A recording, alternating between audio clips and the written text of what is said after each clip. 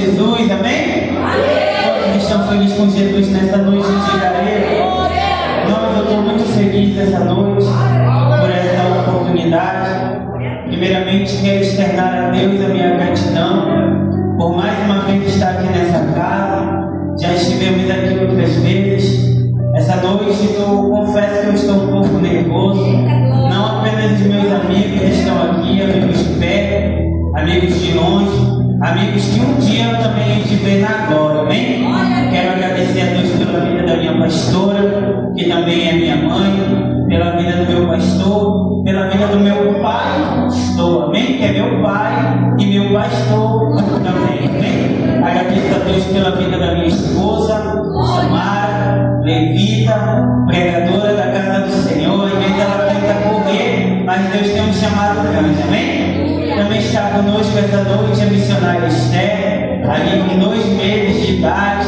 Todas as vezes que eu começo a pregar, às vezes ela dorme, às vezes ela fica ouvindo a palavra, mas em nenhum momento ela chora, porque desde o ventre ela já é uma promessa fruto de um voto que nós fizemos lá na igreja, quando o nosso pastor, direcionado pelo Espírito Santo de Deus, levantou a campanha lá em 1 Samuel, o voto de Ana, e nós fizemos o nosso voto, e nós estamos aqui com a nossa guerreira Esther, amém? Você pode aplaudir novamente a Jesus, aleluia, Senhor. Pegue a sua espada e localize o último livro do Novo Testamento, o livro do Apocalipse, o capítulo de número 4, o versículo de número 1 em diante. Vamos falar sobre a adoração celestial. É um texto um pouquinho grande, mas necessário nessa noite, porque o Espírito Santo quer falar com cada um de nós, amém? Livro da Revelação, livro do Apocalipse, o capítulo de número 4, versículo de número 1 em diante. Quem achou, confirme com amém. Assim diz a palavra do Senhor. Depois disso eu olhei, e eis que uma porta estava aberta no céu, e a primeira voz que eu ouvia era como se fosse de uma trombeta que falara comigo, que disse: sobe aqui, e te mostrarei as coisas que devem acontecer.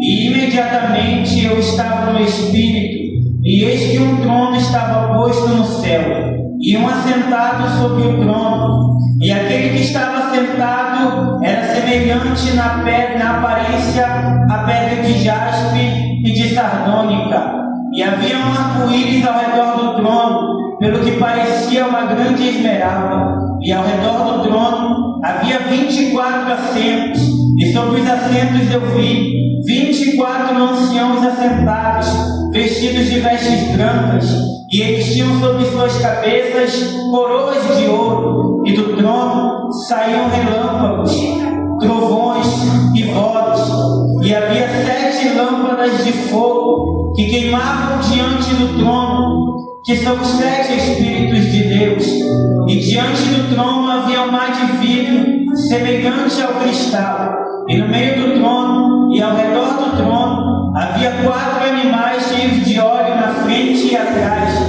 e o primeiro animal era semelhante a um leão, e o segundo animal era semelhante a um bezerro, e o terceiro animal tinha uma face como de um homem, e o quarto animal era semelhante a uma águia voando, e os 4 animais tinham, cada um deles, 6 asas ao redor, e eles estavam cheios de olhos por dentro, e eles não descansam nem de dia nem de noite, dizendo: Santo, Santo, Santo é o Deus Todo-Poderoso, o que era, o que é, o que há de vir. E quando os animais dão glória e honra e ações de graças àquele que está sentado no trono, o que vive e reina para todo sempre, os 24 anciãos caem prostrados diante daquele que está sentado no trono e adoram aquele que vive para todo sempre, e lançam as suas coroas diante do trono, dizendo: digno és, Senhor, de receber a glória e de receber a honra, porque por tu criaste todas as coisas, e e para o teu prazer existem todas e elas foram criadas. Feche os teus olhos comigo por um minuto. Pai querido, Pai amado, eis aqui a tua palavra, Senhor, que nesse exato momento nós acabamos de fazer menção, que por vontade e por misericórdia, mais uma vez o Senhor use o seu filho nessa noite, por amor à tua noiva, por amor à tua igreja, que pelos quatro cantos desse ambiente, aonde houver um principado, uma potestade, um laço, um embaraço, que venha bater em retirada agora pelo poder que há no teu nome. Senhor Jesus, derrama uma gota do teu sangue sobre essa casa. Espírito da verdade, fala mais uma vez conosco, não aquilo que nós queremos ouvir, mas aquilo que tu queres falar com cada um de nós. Fala com a nossa alma e nós viveremos para o teu reino. Amém? Aplauda o nome do Senhor Jesus e por isso tomar o vosso assento. Amém? Queridos, o Espírito Santo da verdade colocar essa palavra no meu coração para entregar a noiva do Cordeiro que está aqui nessa noite. É bem verdade que o livro do Apocalipse, ele é o livro da revelação, porém, muitos acreditam que o livro do Apocalipse, ele só fala somente sobre as coisas que ainda hão de acontecer, mas na verdade, quando nós paramos para o analisar, nós vamos ver claramente que o livro do Apocalipse, ele é uma mescla entre o passado, o presente e o futuro. Nele, nós vamos ver relatos e acontecimentos que já se passaram, que acontecem nos dias de hoje e tudo aquilo que ainda há de acontecer. Quando eu paro para analisar a Bíblia Sagrada, eu percebo claramente que é notório que o Espírito Santo, que aquele que está acima das estrelas, que o Espírito da verdade que está aqui nessa hora, ele sempre por bondade e misericórdia, ele procurou ter comunhão com o homem. Quando eu leio a Bíblia Sagrada, os 39 livros do Antigo Testamento, os 27 livros do Novo Testamento, os 929 capítulos do Antigo Testamento, os 270 capítulos do Novo Testamento, eu percebo claramente que ele sempre vai falar por intermédio do homem. A primeira divisão do Antigo Testamento, ela é conhecida como a divisão da lei. Nela, nós vamos encontrar 5 livros e neles nós vamos encontrar os 50 capítulos do Gênesis, os 40 capítulos do Êxodo, os 27 capítulos de Levítico, os 36 capítulos de Números e os 34 capítulos de Deuteronômio. A segunda divisão do Antigo Testamento, ela é conhecida como a divisão da história de Israel. Nela, nós vamos encontrar 12 livros históricos: Josué, Juízes, Ruth, primeiro e segundo livro do profeta Samuel, primeiro e segundo livro dos reis, primeiro e segundo livro das crônicas, Esdras, Neemias e Esther. A terceira divisão do Antigo Testamento, ela é conhecida como a divisão da poesia, como a divisão dos livros poéticos. Nela, nós vamos encontrar louvor e adoração, porque se tem algo para mexer com o coração de Deus, para atrair a glória de Deus para dentro da casa, é a minha e a tua adoração. Diga glória a Deus. Nós vamos encontrar 5 livros poéticos: Jó, Salmos, Provérbios, Eclesiastes e Cantares de Salomão. A quarta e última divisão do Antigo Testamento, ela é conhecida como a divisão dos profetas, ou a divisão dos livros escritos pelos profetas, os profetas maiores e os profetas menores. Os profetas maiores, Isaías, Jeremias, inclui-se o livro das Lamentações de Jeremias, Ezequiel e Daniel. Os profetas menores, Oséias, Joel, Amós, Obadias, Jonas, Miguel, Naum, Abacuque, Ageu, Zacarias, Sofonias,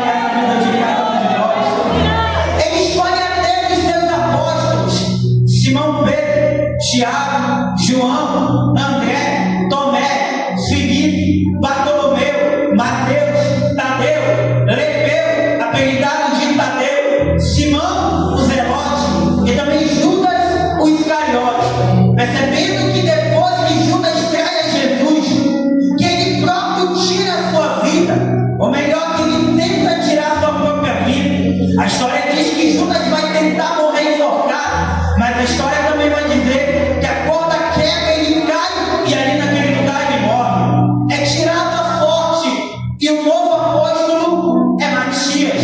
Porém, no capítulo 9, ele vai encontrar no caminho de Damasco Paulo de Tarso, mas entre todos aqueles que o Senhor Jesus chamou, que o Senhor escolheu a dedo, eu quero destacar João. João é o relato de cada um de nós.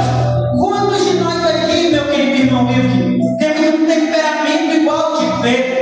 Quantos de nós aqui, assim como João, vai pegar em uma certa cidade, porque a ordem do Senhor foi ele ir até lá, o povo não quer ouvir a palavra, e ele vai pedir que fogo e trovão desça do céu e mate aquele povo? Nós vamos entender que a presença do Espírito Santo há de mudar cada um de nós, a partir do momento que nós chegamos perto, que nós nos aproximamos, nós começamos a mudar, porque a mudança, ela é a essência do Evangelho. Evangelho que não tem renúncia, Evangelho que não tem mudança. Pode ser declarado qualquer coisa menos Evangelho, menos cristianismo, mas ele está trabalhando. Se ele está lapidando, então deixa o goleiro trabalhar, deixa o goleiro fazer, porque ele sabe o que é melhor, ele sabe o que é bom para mim e para você nessa noite. A partir do momento que João se aproxima de Cristo, a história diz que o próprio Senhor Jesus chama ele de um discípulo do trovão. Porém, no final da sua vida, no final da sua história, ele vai ser chamado de um discípulo do amor, porque de trovão para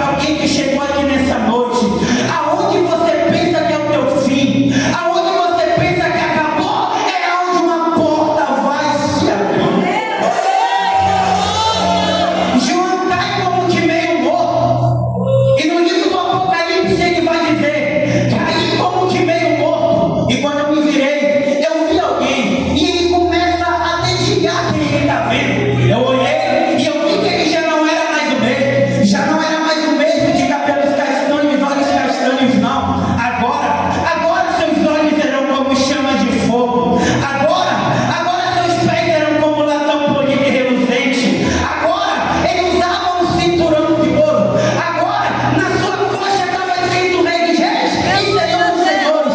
Agora o seu rosto resplandecia como o sol. Agora ele usava uma coroa, mas já não era uma coroa de espinhos. Agora era uma coroa de vencedor. E Jesus vai olhar para João e dizer: João, sobe para cá, João.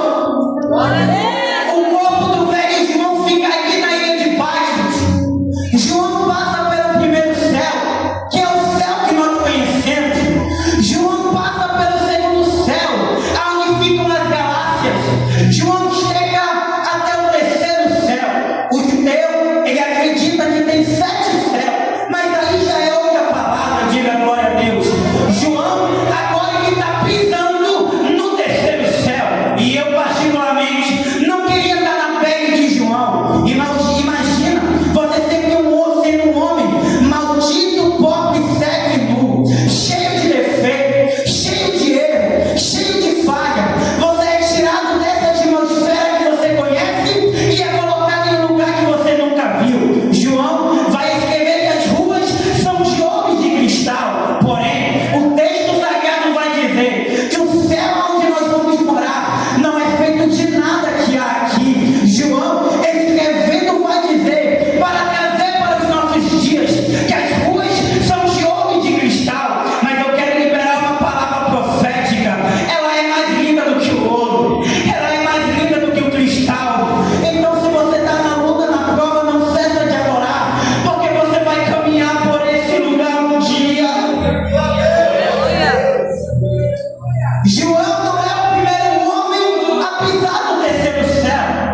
Todos os homens que contemplaram a maravilha e a grandeza do céu foi no momento de dor, foi no momento de prova, foi no momento de peleja. Dentre eles, Isaías, no capítulo 6, ele vai dizer: e no ano em que morreu o rei Uzias, eu vi o Senhor assentar sobre um alto e sublime trono. O seu séquito enchia todo o tempo e toda a terra estava cheia da sua glória. Ele vai ver aqueles adorando e dizendo: Santo, Santo, Santo é o Deus Todo-Poderoso. Interessante é que eles não estão olhando para o trono e dizendo Santo, Santo, não. Eles estão olhando um para o outro, dizendo Santo, Santo é aquele que vive e reina para todo sempre. Sabe o que eu entendo com essa palavra? É que nós temos que olhar um para o outro nessa noite e dizer: não cessa de adorar porque ele é santo, não cessa de clamar porque ele é santo, não cessa de buscar porque ele é santo. E ele está aqui nessa noite, igreja.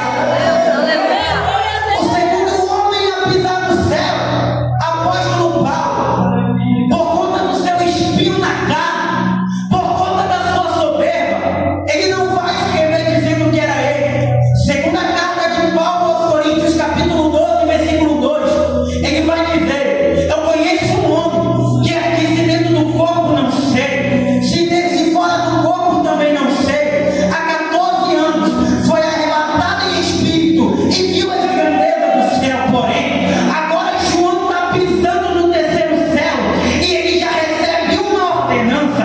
Que ordenança é essa, pregador? João, tudo que tu vê, tudo que eu te mostrar, tudo que tu contemplar, escreve em um livro. E ele vai escrever, trazendo para os dias de hoje, do capítulo 2 ao capítulo 3 do livro de Apocalipse. João começa a escrever acerca das coisas que eram, que são e que hão de acontecer. E Jesus vai mandar ele escrever carta para as igrejas: Éfeso, Esmirna, Sardes, Pérgamo, Filadélfia, Tiatira e a igreja de Laodiceia. É interessante que cada uma dessas igrejas, trazendo para os dias de hoje, é algo que a igreja do Senhor vem passando. Por exemplo, para a igreja de Éfeso, em Apocalipse capítulo 2, no versículo de número 4, ele vai dizer: tu até está na igreja, tu até está no culto, porém eu tenho contra ti que deixaste o teu primeiro amor. Diga glória a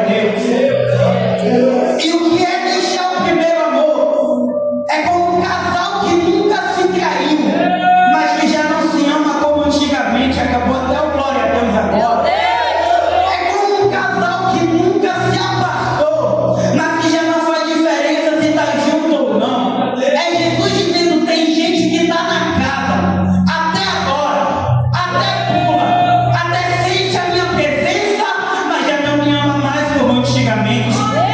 Para a igreja de Sardes, ele tem o pecado da super espiritualidade. Conhece alguém que é assim? Só ele é vara, só ele prega, só ele é do mano, só ele é do reteté, só ele que está com o microfone na mão e faz fogo cair do céu. Para a igreja de Pérgamo, é a igreja que adora a um Deus estranho da medicina chamado Esculapio. Na igreja de Pérgamo, eles adoram a Esculapio.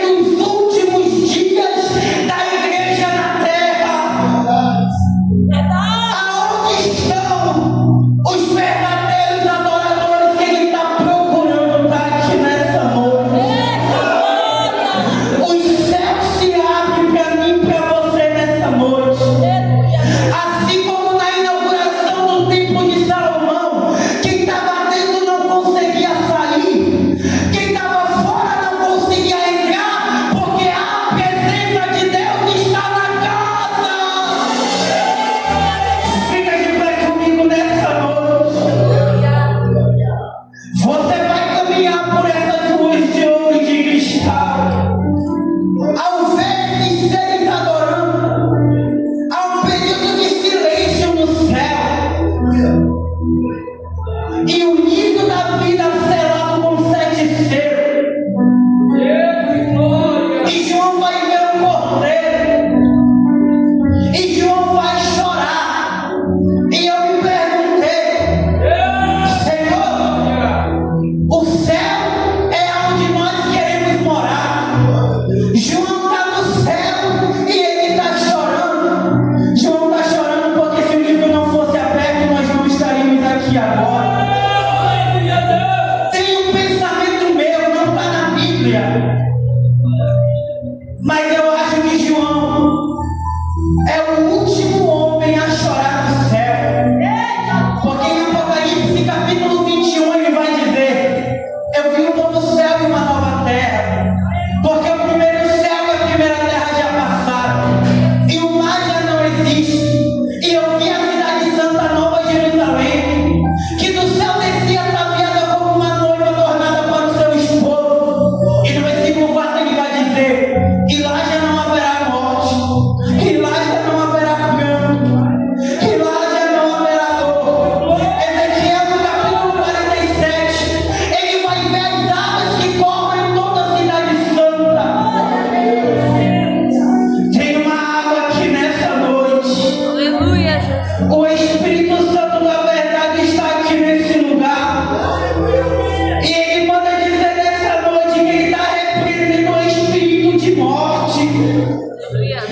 Quem tem ouvidos ouça o que o Espírito diz à igreja. Assim como o anjo da morte desceu lá no Egito e sobre toda a casa que estava marcada pelo sangue do cordeiro,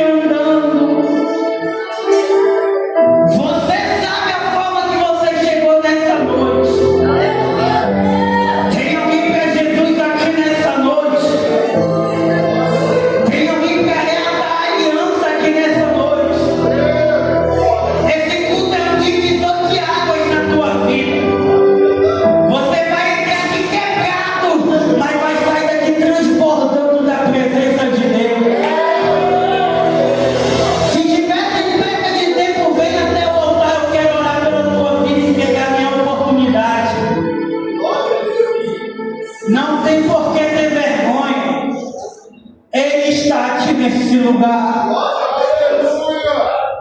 Se não tem ninguém, aplauda o nome do Senhor Jesus. Querido,